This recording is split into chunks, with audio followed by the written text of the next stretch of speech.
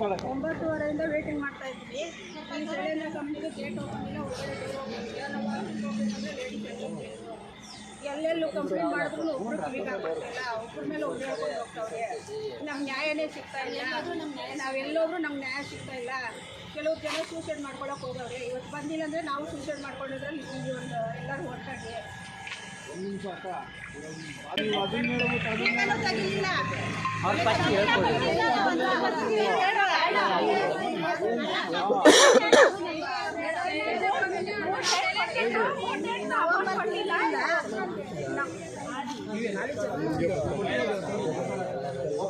November ತಿಂಗಳಿಂದ ನಮ್ಗೆ payment ಆಗಿಲ್ಲ.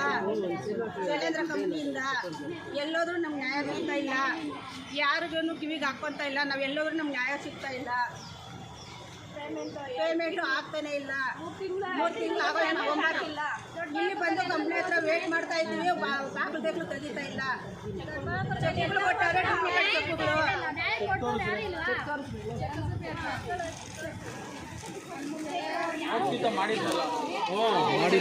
ಅಲ್ಲಿ ಮಾಡಿದ್ರಿ ಲೇಬರ್ ಆಫೀಸ್ ಹತ್ರ.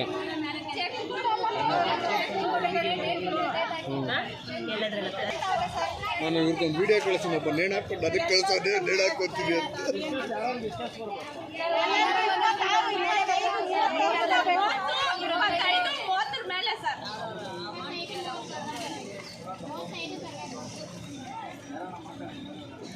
ಬೇರೆ ಇನ್ನೊಬ್ರು ಯಾರು ಮಾತಾಡ್ರಮ್ಮ, ತೆಗಿ ಬುರ್ಕ ತೆಗಿ. ರಂಜಾ ಉಪವಾಸ ಇದ್ದೀರಾ?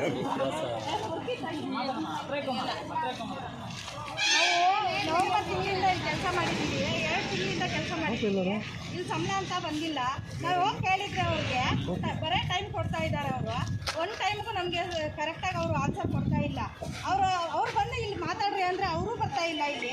ಅದು ಅಲ್ಲದೆ ಸಂತೋಷಣ್ಣ ಅಂತ ಒಪ್ಕೊಂಡವ್ರು ಅವರಂದ್ರೂ ಇಲ್ಲಿಗೆ ಬರ್ತಾನೆ ಇಲ್ಲ, ಫೋನು ಪಿಕ್ ಮಾಡ್ತಾ ಇಲ್ಲ. ನಾವೇನನ್ನ ಇವತ್ತು ಕೊಡ್ತಾ ಇಲ್ಲ ಮಾಡಿದ್ರೆ ಇಲ್ಲಿ ಒಂದು 10-15 ಜನ ಸೂಸೈಡ್ ಮಾಡ್ಕೊಳ್ಳೋ ಗ್ಯಾರಂಟಿ, ಅದಂತೂ ಗ್ಯಾರಂಟಿ.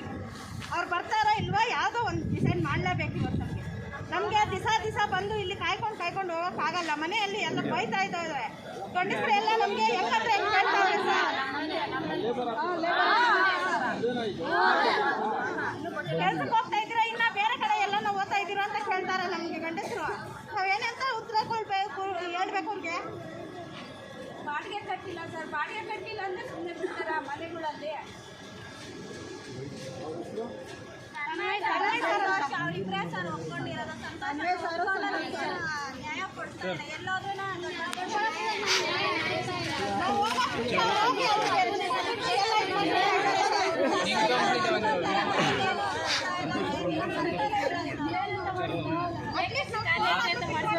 ಬೈದವ್ರೆ ಅಂತ ಮಾಡ್ಬೇಕು.